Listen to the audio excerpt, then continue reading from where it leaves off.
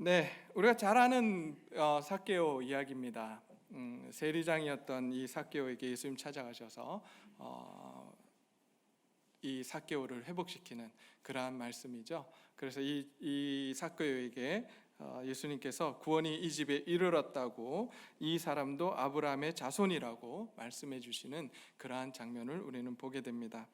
근데 이 너무나도 당연하고 너무나도 쉬운 이야기 속에 저는 세 가지 질문을 한번 해봤습니다. 첫 번째, 정말 삭개오가 구원받았을까? 여러분 어떻게 생각하십니까? 답변하지 마세요. 큰일 납니다. 잘못될 뻔했다가는. 두 번째, 정말 구원을 받았다면 어떻게 그는 구원의 자리에 서게 되었을까? 구원을 받게 되었는가라고 하는 거죠. 삭개오는 도대체 어떻게 구원을 받았을까? 자, 세 번째, 예수님 주위의 제자들과 무리들은 삭개오의 구원에 대해서 어떻게 생각했을까? 예수님께서 삭개오에게 이렇게 말씀하시잖아요. 오늘 구원이 이 집에 이르렀으니 이 사람도 아브라함의 자손이미로다 라고 말씀하셨을 때, 이 말씀을 들은 제자들과 무리들, 바리새인들은 도대체 어떻게 이 예수님의 말씀을 받아들였을까라고 하는 거죠.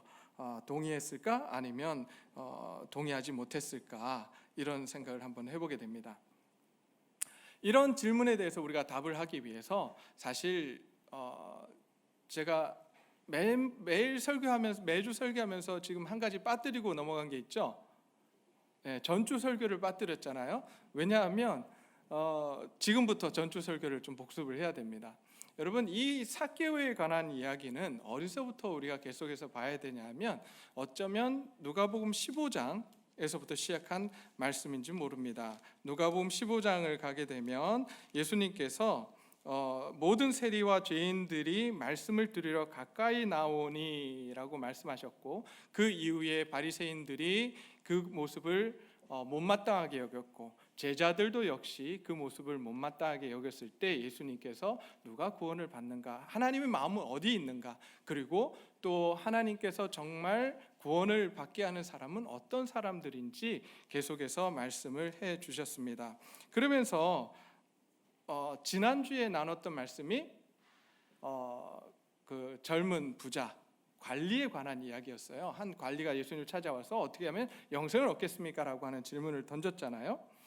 자, 이 질문 속에서 우리는 지난주에 이 청년이 왜 찾아왔을까? 라고 제가 질문을 드렸습니다.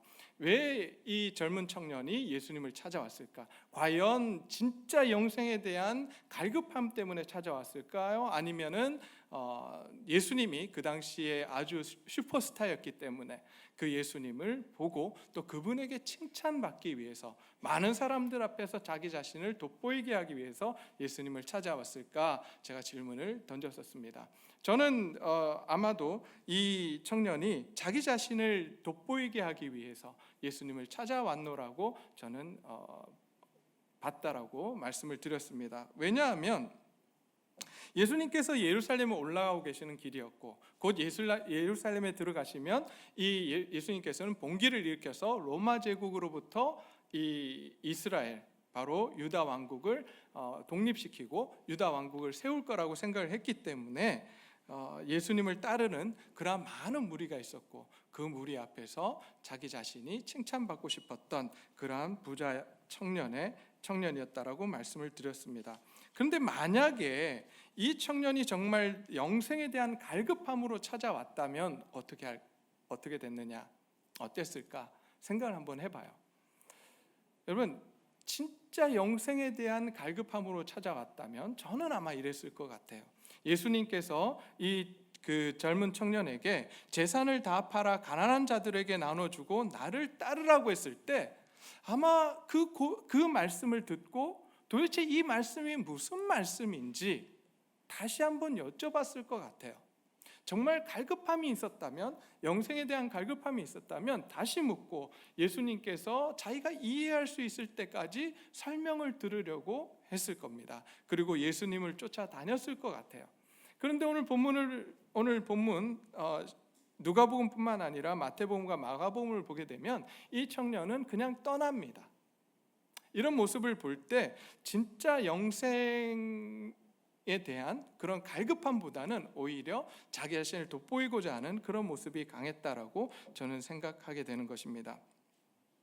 뿐만 아니라 그래서 이 예수님께서 부자 청년에게 한 가지 부족한 점이 있다고 말씀하시며 내가 가진 것을 다 팔아 가난한 사람들에게 나눠주라고 말씀하십니다. 그러면 내가 하늘에서 보화를 차지하게 될 것이다. 그리고 와서 나를 따르라고 말씀을 하십니다.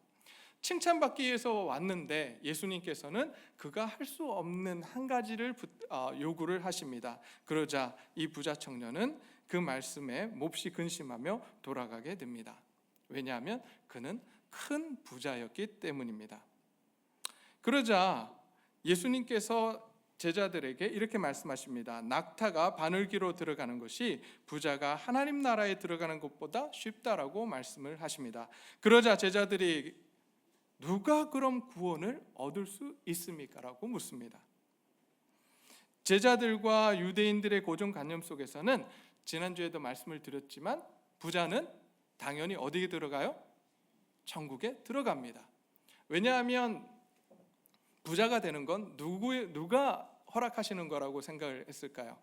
하나님께서 허락하시고 하나님께서 복을 주셔서 부자가 된다라고 생각을 했기 때문에 그런 상황 속에서 당연히 그럼 하나님께서 복을 주신 자는 당연히 천국 들어간다라고 생각을 했습니다.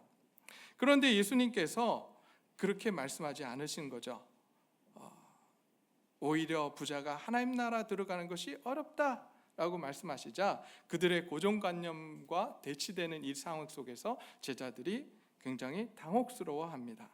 그러면서 그럼 누가 구원을 받을 수 있습니까? 이 질문을 던집니다. 그러자 예수님께서 뭐라고 말씀하십니까? 누가 구원받을 수 있다고 그러죠? 누가 하나님 나라 들어갈 수 있다고 합니까? 누가 영생을 얻을 수 있다고 말씀을 하시죠? 사람으로는 할 수 없으되 할 수 없는 것을 하나님은 하실 수 있느니라라고 말씀을 하십니다. 여러분 이 말씀이 너무나도 추상적이었잖아요. 도대체 이 말씀이 뭘까? 이게 무슨 말씀인가? 지난주에 제가 하나님의 은혜로 구원을 받는 것이다 이 말씀을 하신 것은 우리의 노력이 아니라 누구의 은혜요? 하나님의 은혜로 구원을 받고 하나님의 은혜로 하나님 나라 들어가며 하나님의 은혜로 영생을 얻게 되는 것이다 라고 말씀을 드렸습니다. 그러면 하나님의 그 은혜가 뭐냐는 거죠. 여러분 하나님의 은혜가 뭡니까? 하나님의 사랑과 예수님의 그 은혜가 뭐예요? 지난주에 우리가 봤던 그 본문, 제가 오늘 읽지 않았던 그 본문 바로 18장 31절, 32절, 33절 말씀을 통해서 예수님께서 이렇게 말씀하십니다. 32절부터 읽겠습니다. 18장 32절입니다. 인자가 이방인들에게 넘겨져 희롱을 당하고 능력을 당하고 침뱉음을 당하겠으며 그들은 채찍질하고 그를 죽일 것이나 그는 3일 만에 살아나리라 하시되.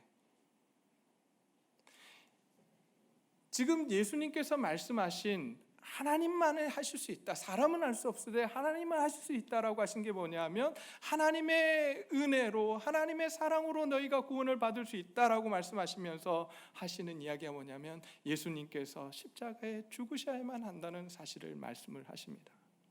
죄가 없으셨던 그 하나님께서 온 인류를 위해서 지금 이 자리에 앉아 있는 저와 여러분들을 위해서 가진 고통과 고난을 다 당하셔야 된다라고 말씀하시고 십자가에서 죽으셔야만 된다라고 말씀하십니다. 그리고 3일 만에 부활하셔야 된다라고 말씀을 하고 계시는 거예요. 그래야지만 너희의 구원이 이루어진다는 거예요.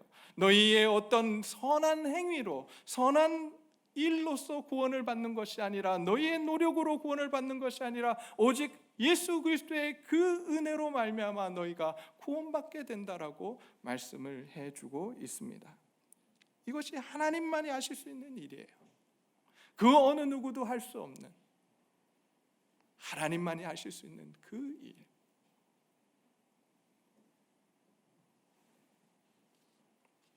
그런데 유대인들은 어떻게 생각했냐면 자기 자신들의 노력으로 구원받을 수 있다고 생각했어요.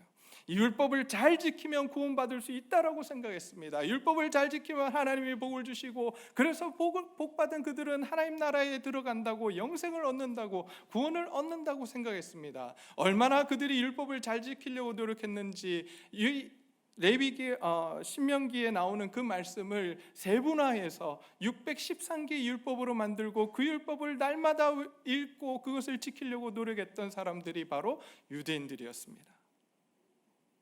몇 개요? 613개의 율법을 만들었어요. 네. 하루에 하나씩만 열심히 지키려고 노력해도 2년이 걸려요. 근데 이렇게 세분화해서 그 율법을 다 지켜야지만 구원받을 수 있다고 생각했습니다. 그들에게 예수님께서 말씀하시는 거예요. 아니, 사람의 능력으로 할 수 있는 것이 아니라고 말씀합니다. 오직 너희의 구원은 예수 그리스도의 그 은혜로 말미암아 구원을 얻을 수 있다고, 십자가 사건을 통해서 너희가 구원받을 수 있다고 우리에게, 또한 그들에게 말씀을 하고 계시는 것입니다. 그리고 나서 오늘 본문이 이어집니다. 예수님께서 여리고로 들어가십니다. 이러한 일이 있은 후에 여리고로 들어가시게 됩니다. 여리고를 지나가는데 세리장 삭개오를 만나게 되고 이 삭개오 집에 들어가게 됩니다. 그리고 나서 예수님께서 선포하십니다. 오늘 구원이 이 집에 이르렀다. 이 사람도 아브라함의 자손이다라고 말씀을 하십니다. 여러분, 이 이야기를 듣고 제자들과 무리가 어땠을까요? 야, 하나님께서 오시니까 세리장도 회개하고 구원을 얻는구나 이랬을까요? 아니면 이게 무슨 일이야? 라고 생각했을까요? 아마 이 사람들이 깜짝 놀랐을 거예요. 어쩌면 앞에서 부자가 천국에 들어가는 것이 어렵다라고 이야기한 그때보다 더 놀랐을 겁니다. 왜 그랬을까요? 그들의 생각에는 다른 사람 다 하나님 나라에 들어가고 다른 사람들 다 구원받아도 구원받지 못할 사람들인데 그 사람들이 누구라고 생각했냐면 세리와 창녀와 죄인들 절대 못 간다라고 생각했어요. 근데 세리도 그냥 세리도 아니에요. 세리장이에요. 근데 그 집에 들어가서 예수님께서 세리장 삭개오가 이제 구원을 받았다라고 말씀하시며 하나님 나라의 자녀가 되었다라고 선포하십니다. 제자들이 큰 충격을 받았을 거예요.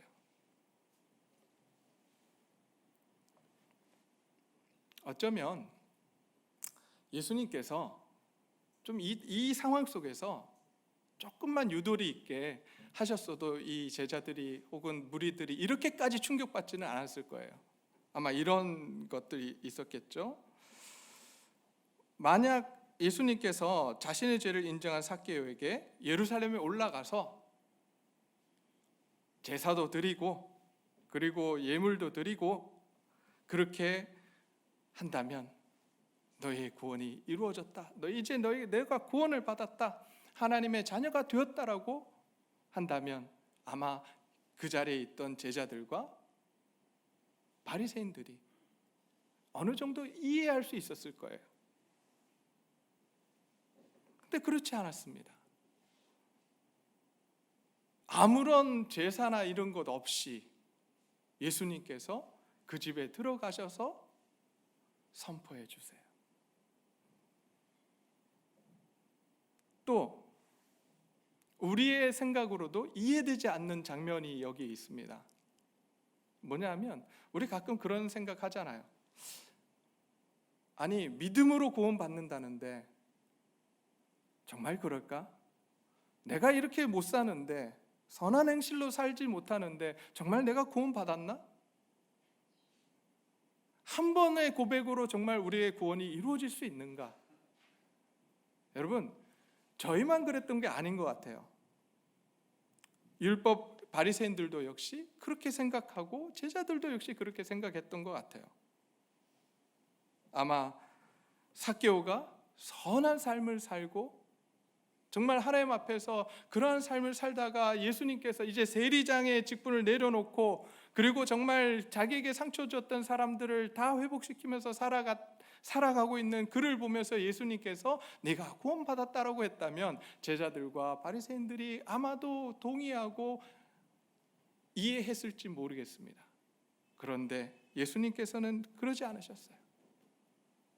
도대체 예수님의 구원의 기준이 어디에 있는 걸까요? 예수님의 구원의 기준이 어디 있습니까? 도대체 예수님은 삭개오의 무엇을 보고 오늘 이 집에 구원이 이르렀다라고 이 사람도 아브라함의 자손이라고 말씀하셨을까요? 오늘 이 구원이 우리 마음 가운데 온전히 새겨지기를 소원합니다. 이 말씀이 온전히 새겨지기를 소원합니다. 자, 제가 이렇게 이야기하면 많은 분들이 어디에 우리의 눈을 들이냐면 8절 내 소유의 절반을 가난한 자들에게 주겠사오며 만일 누구의 것을 속여 빼앗은 일이 있으면 내 갑절이나 갚겠나이다라고 한 이 고백에 우리의 눈이 꽂힙니다. 그래서 이런 고백을 했기 때문에 하나님께서 이 삭개오를 구원하셨고 이 집에 구원이 이르렀다라고 우리는 생각을 합니다. 아무도 동의를 안 하시는 이런, 저만 그렇게 생각하나요? 저 처음에 그랬어요. 그래, 이 정도는 해야지, 이 정도 고백은 해야지 구원을 받을 수 있지. 근데 곰곰이 생각을 해보면 그러한 생각과 바리새인들이 가지고 있었던 선한 행실, 앞에서 이야기했던 그 부자 청년의 네가 이걸 다 지켰느냐 예수님께서 물어보셨잖아요. 그랬더니 부자 청년이 뭐라 그랬어요? 제가 언제부터요? 어렸을 때부터 다 지켰습니다라고 한 것과 무엇이 다를까? 다르지 않아요. 같아요. 그렇다면 부자 청년에게도 분명히 구원이 네가 영생을 얻었다라고 말씀하셔야 되는데 그렇게 말씀 안 하셨단 말이에요.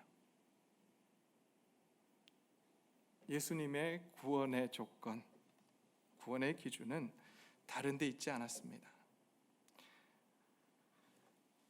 오늘 본문 말씀 8절 삭개오가 서서 주께 여짜오되 뭐라고요? 삭개오가 예수님을 향해서 뭐라고 불러요? 뭐라고요? 주여, 주여, 주님. 여러분, 젊은 부자 청년이 와서 예수님을 향해서 부른 호칭이 어떻게 됩니까? 뭐라고 불렀죠? 선한 선생님이요. 오늘 삭개오는 예수님을 향해서 뭐라고 부릅니까? 주님. 그의 삶의 주인을 바꾸는 것, 그것이 예수님의 구원의 조건이에요. 우리가 예수님을 믿고 예수님을 구세주로 모신 다음에 고백했던 것이 있습니다. 우리가 예수님 믿을 때 고백하는 두 가지가 있습니다. 이 고백 없이는 구원이 이루어지지 않습니다. 예수님은 나의 구세주시요, My Savior. 영어 쓰면 안 된다 그랬는데 나의 구세주이십니다. 예수님 아니고는 내가 구원받을 수 없습니다. 그리고 나서 한 가지 고백을 우리가 더 했습니다. 예수님은 나의 주인이십니다.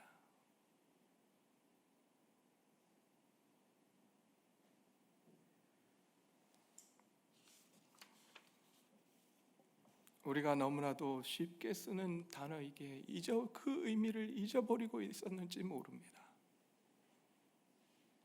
우리의 삶의 주인은 예수님이십니다. 우리가 예수님을 믿고 그분을 따르기로 한 그 순간부터 예수님은 우리의 주인이십니다.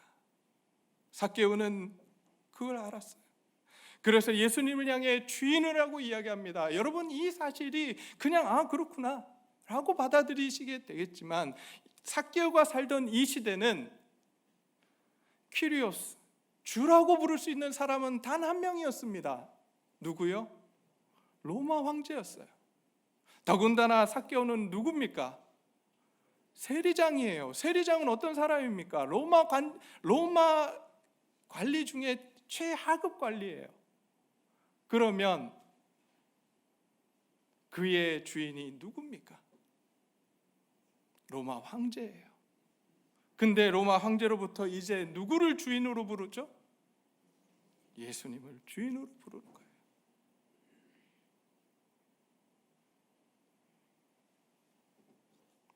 자기의 주인을 로마 황제에서 예수님으로 바꾸겠다는 것입니다. 그리고 뿐만 아니라 자신의 삶의 주인 역시 자기 자신으로부터 예수님으로 바꾸겠다는 거예요. 그러기에 이 고백을 들은 예수님께서 이제 이 집에 구원이 이르렀다라고 말씀하고 계시는 거예요. 이제 삭개오도 아브라함의 자손이다라고 선포해 주시는 거예요. 오늘 저와 여러분들이 예수 그리스도를 나의 구세주, 나의 주님으로 온전히 모셔드리기를 간절히 소원합니다. 그래서 우리가 하나님이 주시는 그 영생과 하나님이 주시는 그 구원을 온전히 받아 누리는 저와 여러분들이 되시기를 간절히 소원합니다. 그렇습니다. 젊은 청년은 예수님을 선생님 이상으로 보지 못했어요. 그러기에 예수님께서 그에게 요구하셨던 한 가지, 내 재산을 다 팔아 가난한 자에게 나눠주라고 하신 그 의미를 깨닫지 못했어요. 그 의미는 다른 것이 아니었습니다. 내 삶의 주인을 바꾸라고 말씀하십니다. 지금 너의 삶의 주인이 물질이 되어 있으니, 너의 자신이 되어 있으니 그것을 내려놓고 예수 그리스도가 너의 주인이 되도록 해라라고 요청하신 거였어요.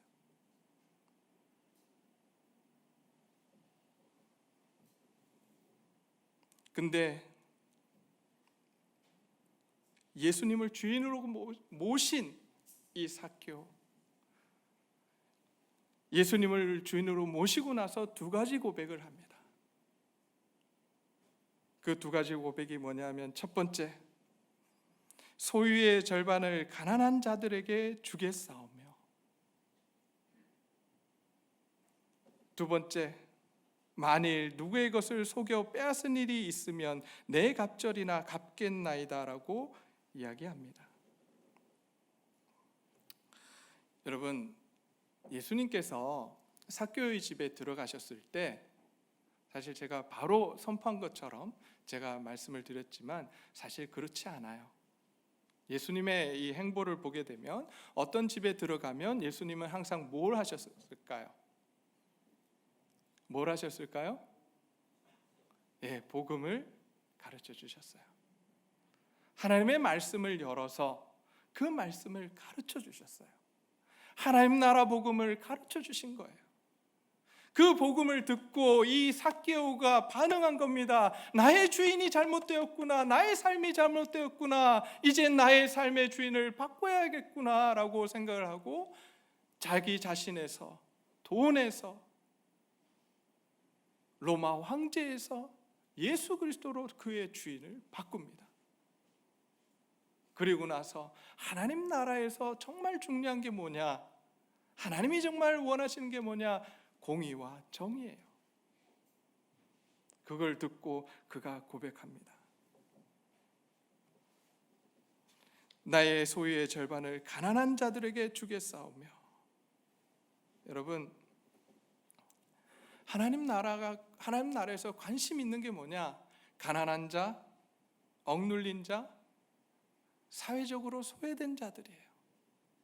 여러분, 한번 성경을 한번 보세요. 성경을 보시면 과부와 고아와 나그네에 대한 이야기가 줄기차게 나옵니다. 그러면서 하나님 나라의 공의와 정의를 끊임없이 이야기해요. 그래서 공의와 정의, 그리고 가난한 자, 과부, 나그네, 이 모든 것들을, 고아, 과부, 나그네를 빼잖아요. 성경이 어떻게 되는지 아십니까? 그래서 어떤 분이 진짜 그렇게 실험을 한번 해봤대요. 성경에서 그것을 실제로 도려낸 거예요. 그랬더니 성경이 너덜너덜해지더래요. 하나님의 마음이 어디 있느냐? 하나님께서 부유하게 해주시는 이유가 뭘까요? 우리에게 물질 주시는 이유가 뭘까요? 나 혼자 잘 먹고 잘 살라고요? 아니에요. 우리를 부유케 하신 이유가 뭘까요? 그 물질 가지고 뭐 하라고요? 이웃들 보살피라고. 이웃들 보살피라고. 그런데 여러분, 부자 청년은 그러지 못했어요. 자기만 잘 먹고 잘 살면 된다라고 생각했어요. 하나님 나라의 정의에 대한 말씀을 듣고 삭개오는 고백합니다. 결단합니다. 네, 제가 가지고 있는 이 물질을 가난한 자들을 위해서 쓰겠습니다. 그것이 하나님이 원하시는 것이고 그것이 하나님 나라의 정의라면 내가 그렇게 살겠습니다라고 고백합니다. 여러분, 이렇게 그렇게 고백할 수 있는 이유는 단 한 가지였어요. 예수님 이제 자기 자신의 주인을 바꿨기 때문이에요. 그 자기에게 주어진 물질의 주인이 하나님이심을 알았기에 그는 자기 게 아니라고 고백하며 그걸 드릴 수 있는 거예요. 여러분, 내 거면 그렇게 드릴 수 있겠어요? 못해요. 하나님 거니까 그럴 수 있는 거예요.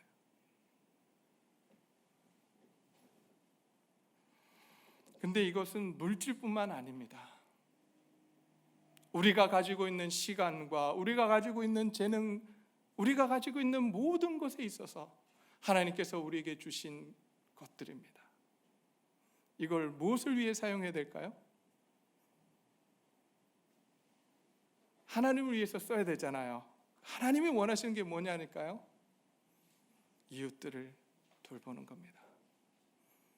이 자리에 우리 중고등부 우리 친구들 많이 와 있는데, 우리 청년들도 와 있는데 열심히 공부해야 합니다.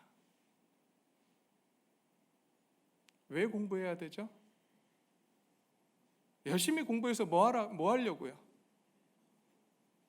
남 줘야죠. 남 도와야죠. 나 혼자 잘 먹고 잘 살기 위해서 공부하는 것이 아니라 내가 열심히 공부해서 그 내가 가진 지식들을 어떻게 해야 돼요? 나누기 위해서.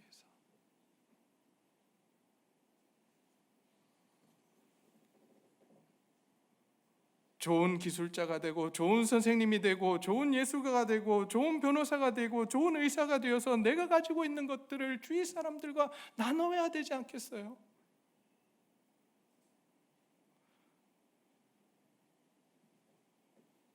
저와 여러분들이 그런 하나님의 자녀들이 되기를 간절히 소원합니다. 저희 교회가 그런 교회 되기를 간절히 소원합니다. 거기서 그치지 않습니다. 삭개오는 두 번째 고백을 합니다. 두 번째 고백이 뭐죠? 또 내가 누구에게서 강제로 빼앗은 것이 있으면 4배로 하여 갚아주겠다라고 하는 고백을 합니다. 왜 4배일까요? 제가 성경을 이렇게 쭉 찾아보니까 출애굽기 22장에 배상하는 배상법이 있는데요. 거기를 보니까 일반적인 배상은 2배예요. 2배예요. 근데 지금 삭개오는 몇 배를 갚겠다고요? 4배를 갚겠대요. 뭔가 이상하지 않아요? 그래서 또 찾아보니까 4배로 갚는 경우가 있더라고요. 소와 양을 잡거나 팔아버린 경우에는 소는 5배, 양은 4배로 갚아야 된다는 이야기를 하고 있습니다. 왜 소와 양에 대해서 이렇게 크게 배상을 해야 되냐면 그 당시에 최고의 가치를 가지고 있었던 동물이었기 때문에. 오늘 삭개오는 4배를 갚겠다고 합니다. 왜 이렇게 많은 사람들 앞에서 예수님께 고백했을까? 그 이유는 한 가지예요. 자기가 저지른 잘못이 얼마나 사람들에게 큰 피해를 줬는지 그는 깨닫게 됩니다. 예수님의 말씀을 통해서 자기의 잘못을 깨닫게 되었어요. 그리고 삭개오는 자신이 강제로 빼앗은 돈만 갚겠다라고 하는 것이 아니라 그들이 당한 고통과 고난까지 다 갚아주겠다고 하는 거예요. 자기의 잘못을 인정하고 사과하겠다라고 하는 겁니다. 그가 빼앗은 것은 물질만이 아니었어요. 그들의 마음까지 상처를 입혔던 것입니다. 그러기에 삭개오는 예수님을 주인으로 모시고 나서 이제 그 모든 것을 깨닫고 나서 알게 되었어요. 하나님의 마음이 어디 있는지, 하나님을 사랑하고 이웃을 사랑하며 그들과 관계를 회복해야 된다는 사실을 깨닫게 되었습니다. 그러기에 그것을 위해서 자기가 할 수 있는 것이 있다면 다 하겠다는 거예요. 내가 상처 준 사람들이 있다면, 내가 상처 줘서 그들을 아프게 했다면 그 모든 것들을 회복하겠노라고 지금 예수님 앞에서, 많은 사람들 앞에서 고백하고 있는 거예요. 그 고백의 의미를 담아서 4배를 갚겠다고 지금 고백하고 있습니다. 우리는 어떻습니까?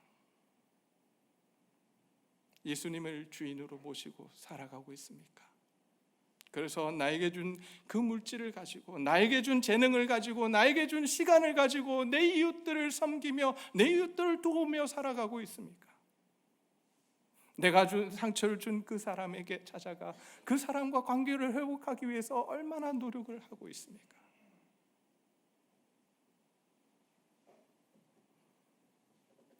오늘 이 시간 우리 자신들을 돌아보는 귀한 시간이 되기를 소원합니다. 그래서 정말 하나님께서 삭개오의 집에 가셔서 구원이 이 집에 이르렀다라고 하는 이 말씀과 함께 이 사람도 아브라함의 자손이라고 하는 이 말씀을 해주신 것처럼 오늘 우리에게 내가 내 사랑하는 자녀다라고 말씀해 주시는 귀한 오늘 이 시간이 되기를 간절히 소원합니다. 이 시간 우리 함께 기도하기를 소원합니다.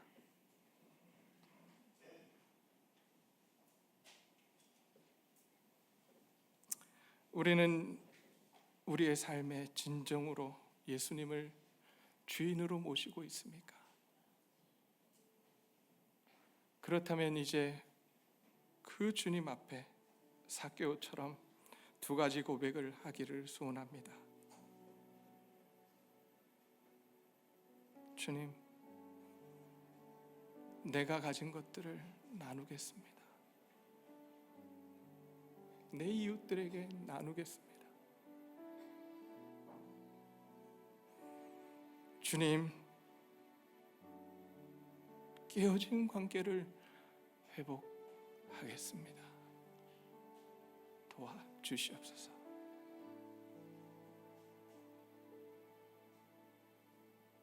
가정에서, 학교에서, 직장에서, 교회에서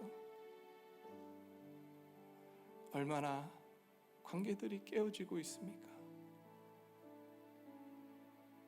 하나님,